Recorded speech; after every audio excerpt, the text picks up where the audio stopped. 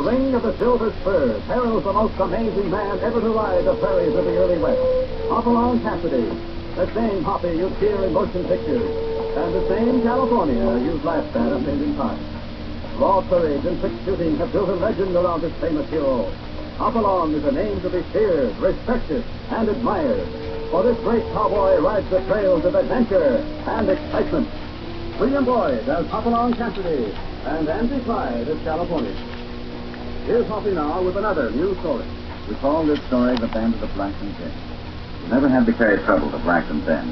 The town always had plenty of it waiting for you. Lay on the line that separates Texas from Oklahoma, part in one state, part in the other, with its friendship as divided as its law. It was a bleak town, a brooding town, and its mood was mirrored on the face of a middle-aged woman who stood outside the Texas saloon, listening.